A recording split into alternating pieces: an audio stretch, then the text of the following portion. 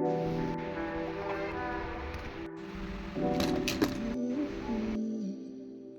guys, so welcome back to Ace ACCA. Yes. So ഇന്നത്തെ നമ്മുടെ video is about how I take notes. അപ്പം ഞാൻ first of all നിങ്ങൾ കാണിക്കാൻ പോകുന്ന എസ് എൻ്റെയൊക്കെ ഞാൻ ചെയ്ത നോട്ട്സും കാര്യങ്ങളൊക്കെയാണ്.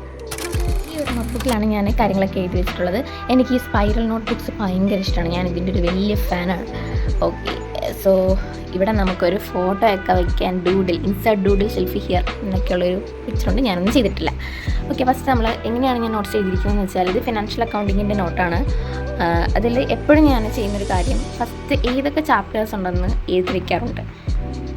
കംപ്ലീറ്റ്ലി ഇവിടെ 22 ചാപ്റ്റേഴ്സാണുള്ളത്. അത്രയും ചാപ്റ്റേഴ്സിൻ്റെ പേര് എഴുതി വെച്ചിട്ടുണ്ട്. പിന്നെ ഇൻട്രൊഡക്ഷൻസ് കൊടുത്തിട്ടുണ്ട്. വളരെ FS prepared by three types of business. ഇതാ sole trader, partnership, limited liability, അങ്ങനെ അതിൽ ഇൻക്ലൂഡ് ചെയ്തിട്ടുണ്ട്.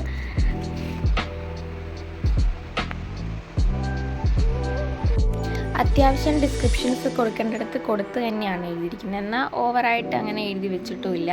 ഇത് പിന്നെ എനിക്ക് മനസ്സിലാവേണ്ട രീതിയിൽ കുറച്ച് കൂടുതലും കുറവൊക്കെ ആയിട്ടാണ് ഞാൻ ജസ്റ്റ് എഴുതി വെച്ചിരിക്കുന്നത്. പിന്നെ ഇപ്പം നമ്മുടെ ഈ കൺസെപ്റ്റും കാര്യങ്ങളൊക്കെ പറയുമ്പോൾ കൂടുതലും നമുക്ക് മനസ്സിലാക്കിയിരിക്കാനും എളുപ്പം എന്ന് പറയുന്നത് എക്സാമ്പിൾസ് വെച്ച് എഴുതുക എന്നുള്ളതാണ്. സോ ഞാൻ ഏകദേശം എല്ലാത്തിനും തന്നെ എക്സാമ്പിൾസും കൊടുത്തിട്ടുണ്ട്.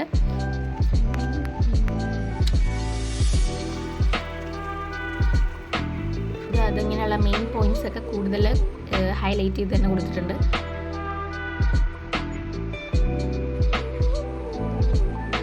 ഞാൻ പറഞ്ഞല്ലോ എക്സാമ്പിൾസ് ഒക്കെ ഓൾറെഡി ഞാൻ യൂസ് ചെയ്യാറുണ്ടെന്ന്. അതുകൊണ്ട് തന്നെ ഇതിൽ കുറച്ച് ക്വസ്റ്റ്യൻസും ഓൾറെഡി ആഡ് ചെയ്തിട്ടുണ്ട്. ഇമ്പോർട്ടൻ്റ് ആയിട്ട് ആ ഒരു കൺസെപ്റ്റിനെ ശരിക്കും മനസ്സിലാക്കി തരുന്ന കുറച്ച് ക്വസ്റ്റ്യൻസും കൂടെ ആഡ് ചെയ്തിട്ടാണ് നോട്ട് ചെയ്തിരിക്കുന്നത്. എന്ന് വെച്ചാൽ അതിലുള്ള എല്ലാ ക്വസ്റ്റ്യൻസും ഞാൻ ചെയ്തിട്ടില്ല. അതിന് ഇമ്പോർട്ടൻ്റ് ആയ കാര്യങ്ങൾ മാത്രം. നമുക്ക് ഇമ്പോർട്ടൻ്റ് ആയിട്ട് വരുന്നൊരു കാര്യം എന്ന് പറയുന്നത് നമ്മളെപ്പോഴും ക്വസ്റ്റ്യൻ വായിക്കുമ്പോൾ അതിൻ്റെ റിക്വയർമെൻറ്റ് ശ്രദ്ധിക്കുക എന്നുള്ളതാണ് ഫസ്റ്റത്തെ കാര്യം. അപ്പോൾ ആ ഒരു കാര്യം ഞാൻ മാക്സിമം എല്ലായിടത്തും റിക്വയർമെൻറ്റ് എന്താണെന്ന് അന്വേഷിക്കാൻ നോക്കിയിട്ടുണ്ട്. അപ്പോൾ നമ്മൾ ഏറ്റവും ഫസ്റ്റ് ഒരു ക്വസ്റ്റ്യൻ കിട്ടിക്കഴിഞ്ഞാൽ ഫസ്റ്റ് അതിൽ നോക്കേണ്ട സാധനം എന്ന് പറയുന്നത് എന്താണ് റിക്വയർമെൻറ്റ് എന്നാണ്. അപ്പോൾ അങ്ങനത്തെ റിക്വയർമെൻറ്റും കാര്യങ്ങളും അതിൻ്റെ നീഡ് എന്താണ് അങ്ങനെയുള്ള കാര്യങ്ങളൊക്കെ ഞാൻ എഴുതി വെച്ചിട്ടുണ്ട്. ചെറിയ ബോക്സിലാക്കേണ്ട ഇതിൽ ഇമ്പോർട്ടൻ്റ് ആയ പോയിന്റ് വരുന്നത് ഈ ഒരു കാര്യമാണ്. Inventory valued at lower cost or NRV എന്നുള്ളൊരു കാര്യമാണ്.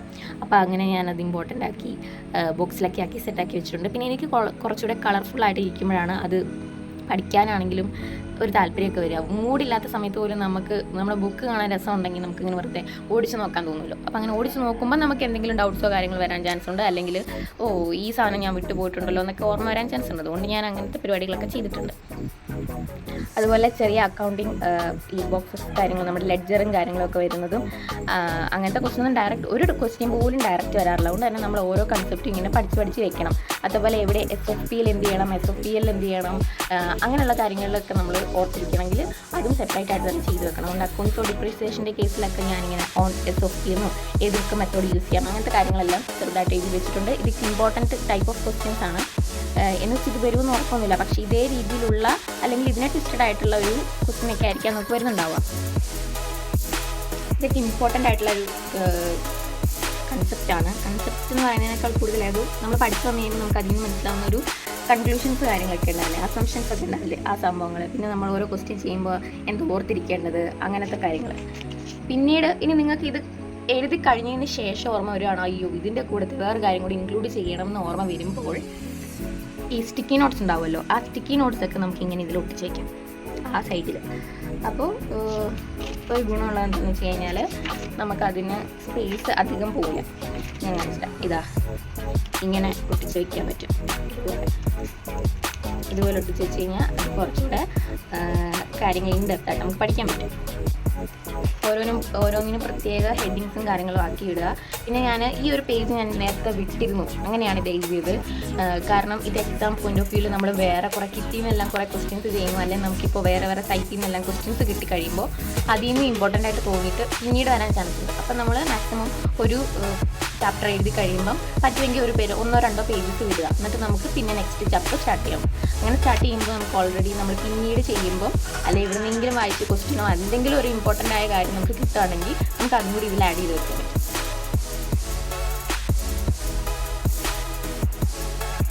ഇത് ഞാൻ പഠിച്ചുകൊണ്ടിരുന്നപ്പം ഭിത്തിയിൽ ഒട്ടിച്ച് വെച്ചിരുന്നതാണ്. പിന്നീട് ഞാനത് ബുക്കിലേക്ക്, കാരണം നമ്മൾ ഹോസ്റ്റലായിരുന്നു, വീട്ടിലായിരുന്നില്ല. അപ്പം ഞാൻ വീട്ടിലേക്ക് പോകുന്ന സമയത്ത് അത് പിന്നെ ജസ്റ്റ് ബുക്കിലേക്ക് ആക്കിയെന്നുള്ളൂ. അപ്പോൾ അത് നമുക്ക് ബുക്കിലും ചെയ്യാം. വീട്ടിലാണെന്നുണ്ടെങ്കിൽ ഓൺലൈനായി പഠിക്കുന്നവർക്കാണെങ്കിൽ അത് നമ്മൾ ഇരിക്കുന്നതിൻ്റെ ഫ്രണ്ടിൽ വെക്കാം, അല്ലെങ്കിൽ നമ്മളെപ്പോഴും പോകുന്ന മിററിൻ്റെ മുന്നിലോ അങ്ങനെ എവിടെയെങ്കിലും വെക്കാം. അപ്പം നമ്മൾ അറിയാതെ ഇത് നോക്കുമ്പം ജസ്റ്റ് അത് ഒരു സത്യമായ കാര്യമാണ്. എനിക്ക് വർക്കൗട്ട് ആയിട്ടുണ്ട്. നമ്മൾ അറിയാതെ ചെന്ന് നോക്കി കഴിയുമ്പം ഇടയ്ക്കിടയ്ക്ക് കുറച്ച് കാര്യങ്ങളായിട്ട് നമ്മുടെ തലയിലേക്ക് കയറും. ഇതുണ്ടോ ഈ നോട്ട് എന്നൊക്കെ പറഞ്ഞിരുന്നത്, ഇതൊന്നും എനിക്ക് പഠിച്ചുകൊണ്ടിരിക്കുമ്പോൾ കിട്ടുന്നതായിരിക്കില്ല. പിന്നീട് പഠിച്ച് കഴിഞ്ഞിട്ട് നമ്മൾ റിവൈസ് ചെയ്യുമ്പോഴോ അല്ലെങ്കിൽ എക്സാമിൻ്റെ സമയത്തൊക്കെ പഠിക്കുന്ന സമയത്ത് കിട്ടുന്നതായിരിക്കും. അതാണ് നോട്ട് എന്ന് പറഞ്ഞ് പിന്നീട് എഴുതുക. നോട്ട് ഇമ്പ്, അതേപോലെ നമ്മൾ ഈ ഇമ്പോർട്ടൻറ്റിന് പകരം ഇമ്പെന്ന് എഴുതും. IMP എങ്ങനെ എഴുതും. പക്ഷേ ഞാൻ ഓർക്കുന്നുണ്ട്, അങ്ങനെ എഴുതാൻ പാടില്ല എന്നല്ല, നമുക്ക് മനസ്സിലാവാൻ വേണ്ടി എഴുതാം. പക്ഷേ ശരിക്കും IMPയുടെ അർത്ഥം, ഇമ്പിൻ്റെ അർത്ഥം പിശാചെന്നാണ് എന്ന് ഞങ്ങളൊരു സമയത്ത് ക്ലാസ്സിൽ ഇരുന്ന് എഴുതി. ടെക്സ്റ്റ് ബുക്കിൽ അങ്ങനെ എഴുതിയപ്പോൾ സാറ് പറഞ്ഞു ഇതിൻ്റെ അർത്ഥം അറിയുമെന്ന് ചോദിച്ചു. ഞങ്ങൾ പറഞ്ഞത് ഇമ്പോർട്ടൻറ്റ് എന്നാണ് ഉദ്ദേശിച്ചതെന്ന് പറഞ്ഞു. അപ്പോൾ സാറ് പറഞ്ഞു അതിൻ്റെ അർത്ഥം പിശാചെന്നാണെന്ന് പറഞ്ഞു. അങ്ങനെ ബുക്കിൽ എഴുതി വെക്കാൻ പാടില്ല എന്നൊക്കെ. അതുകൊണ്ട് അങ്ങനെ എഴുതുന്നതിൻ്റെ അർത്ഥം പിശാചെന്നായതുകൊണ്ട് ഞാൻ ആ പരിപാടി നിർത്തി. അതിന് പകരം നോട്ട്, ഹിൻഡ് എന്നൊക്കെ പറഞ്ഞിട്ട്. ഓക്കെ, ഇത് നമ്മുടെ ഒരു സ്റ്റേറ്റ്മെൻറ്റാണ്. ആ സ്റ്റേറ്റ്മെൻറ്റിൻ്റെ ഫോമാറ്റൊക്കെ ഞാൻ എഴുതി വെച്ചിട്ടുണ്ട്. അതൊക്കെ ഭയങ്കര ഇമ്പോർട്ടൻ്റ് ആണ്. SSCയിൽ കുറേ ഫോമാറ്റും രീതികളും പഠിക്കാനുണ്ടാവും. അപ്പോൾ അതൊക്കെ നമ്മൾ നോട്ട് ചെയ്ത് വെക്കണം. പിന്നെ ഡിസ്ക്ലോഷേഴ്സ്, ഇത് കുറച്ച് ഹെവി ആയിട്ട് നിങ്ങൾക്ക് തോന്നാം, പക്ഷേ ഇതിൻ്റെ അകത്ത് ഇതൊരു ക്വസ്റ്റ്യനാണ്. ഈ ക്വസ്റ്റ്യൻ നമ്മൾ കുറേ പേര് ചെയ്യുന്നത് ഞാൻ കണ്ടിട്ടുണ്ട്. ക്വസ്റ്റ്യൻ ജസ്റ്റ് ഒന്ന് വായിക്കും, എന്നിട്ട് ആൻസർ ചെയ്യാൻ നോക്കും. അവർ അധികം ടൈമൊന്നും എടുക്കില്ല. ആൻസർ കിട്ടുന്നില്ല എന്ന് തോന്നിക്കഴിഞ്ഞാൽ ഉടനെ അവർ ആൻസർ കീ നോക്കിയതിന് ശേഷം ആ ആൻസർ വന്നത് എങ്ങനെയാണോ അതിലേക്ക് എത്തിക്കാൻ നോക്കും. ഇപ്പോൾ 2000 എന്ന ആൻസർ വന്നെങ്കിൽ എങ്ങനെയും മൈനസും ഗുണിച്ചും ഹരിച്ചും ഒക്കെ എങ്ങനെയാണ് അത് വന്നേ നോക്കി അങ്ങനെ അത് എഴുതി വയ്ക്കുക, അല്ലെ അത് ആക്കി വെക്കും. പക്ഷെ അങ്ങനെ ഒരിക്കലും ചെയ്യാൻ പാടില്ല. അല്ലെങ്കിൽ വെറുതെ ആൻസേഴ്സ് മാത്രം പഠിക്കുക, അങ്ങനത്തെ പരിപാടിയൊന്നും ചെയ്തിട്ട് കാര്യമില്ല. അതുകൊണ്ട് തന്നെയാണ് ഞാനിതിൽ ക്വസ്റ്റ്യൻസും കൂടെ ആഡ് ചെയ്ത് വെച്ചത്. നമ്മൾ വെറുതെ നോക്കുമ്പോൾ പോലും ആ ക്വസ്റ്റ്യനും കൂടെ വായിച്ച് വേണം എങ്ങനെയാണ് ക്വസ്റ്റ്യൻ വന്നതെന്ന് അറിഞ്ഞതിന് ശേഷം മാത്രമേ നമുക്ക് അതിലെ ട്രിക്ക് പിടികിട്ടുള്ളൂ. അതുകൊണ്ട് അത് ഭയങ്കര ഇമ്പോർട്ടൻ്റ് ആയ കാര്യമാണ്. ഇതാണ് F2 പേപ്പർ മാനേജ്മെൻറ്റ് അക്കൗണ്ടിങ്. അതിലും ഞാൻ പറഞ്ഞല്ലോ, ഫസ്റ്റ് ഓഫ് ഓൾ ചാപ്റ്റേഴ്സൊക്കെ എഴുതി വയ്ക്കും.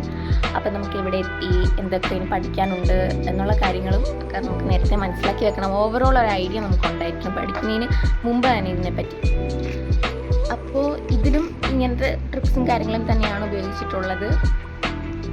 കുറച്ച് വരയും കുറിയും ഒക്കെ ഉണ്ട്. പക്ഷെ നമ്മൾക്ക് മനസ്സിലാവുന്ന രീതിയിൽ നോട്ട് എടുക്കുക, അതാണ് ഏറ്റവും ഇമ്പോർട്ടൻ്റ് ആയ കാര്യം. കൂടുതൽ അനാവശ്യമായിട്ട് പെറുക്കി എഴുതരുത്. പിന്നെ അതുപോലെ തന്നെ മാക്സിമം വേറെ ആളുടെ കോപ്പിയായിട്ട് എഴുതുന്ന പരിപാടി നിർത്തണം. നമ്മൾ ഒരു കാരണവശാലും വേറെ ആളെ നോക്കി അയാളെന്താണോ വരച്ച് വെക്കുന്നത്, അല്ലെ അയാളെന്താണോ എഴുതുന്നത് അതേപോലെ തന്നെ എഴുതാനേ പാടില്ല. നമുക്ക് മനസ്സിലായി കഴിഞ്ഞതിന് ശേഷം മാത്രം നോട്ട് എഴുതും.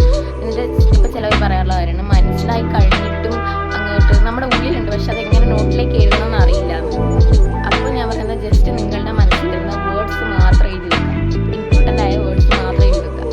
എന്നിട്ട് ആ വേർഡിനെ എങ്ങനെ നമ്മുടെ മനസ്സിലേക്ക്, ആ ഒരു വേർഡ് കേൾക്കുമ്പോൾ നമ്മുടെ മനസ്സിലൊരു പടം വരുമല്ലോ, ഒന്നെങ്കിൽ അതുപോലെ വരച്ചിരിക്കാൻ പറ്റുമെങ്കിൽ അങ്ങനെ വരച്ച് വെക്കുക, അല്ലെങ്കിൽ അതിനെപ്പറ്റി എഴുതാൻ പറ്റുമെങ്കിൽ അങ്ങനെ എഴുതി വെക്കുക. പിന്നെ ചിലവർക്ക് പഠിക്കുന്ന രീതിയിൽ വ്യത്യാസങ്ങളുണ്ടാവാം. ചില ആൾക്കാർക്ക് ഞാൻ പണ്ടിന് ന്യൂസ് റിപ്പോർട്ടേഴ്സ് വായിക്കുന്ന പോലെ കാര്യങ്ങൾ പറഞ്ഞ് വായിക്കുമായിരുന്നു. അതുപോലെ എന്നെ ആരെങ്കിലും ഇൻ്റർവ്യൂ എടുക്കുന്ന പോലെ പഠിക്കുമായിരുന്നു. അതിനേക്കാളൊക്കെ ബെസ്റ്റ് മെത്തേഡെന്ന് പറയുന്നത് നമ്മളൊരാളെ പഠിപ്പിക്കുന്ന പോലെയാണ്. നമുക്കൊരാളെ പഠിപ്പിക്കണം എന്നുണ്ടെങ്കിൽ അത്രയും ആക്റ്റീവായിട്ടും അത്രയും നല്ല രീതിയിൽ ഇൻഡെപ്തായിട്ട് നമുക്ക് കാര്യം മനസ്സിലാവണം. അപ്പം അങ്ങനെ മനസ്സിലാവാതെ വന്നാൽ ഓട്ടോമാറ്റിക്കലി നമുക്ക് വാക്കുകൾ കിട്ടില്ല. അതുകൊണ്ട് തന്നെ teaching is the best method to study anything. അപ്പം നിങ്ങൾ ആ ടീച്ചിങ് രീതി, അല്ലെങ്കിൽ ഒരു ഇൻ്റർവ്യൂ ടേക്കിംഗ് രീതി, അല്ലെങ്കിൽ ഒരു ന്യൂസ് റിപ്പോർട്ടിംഗ് രീതി, അങ്ങനെയുള്ള രീതികളൊക്കെയാണ് ഒരു കുറച്ചുകൂടെ ഫൺ ആൻഡ്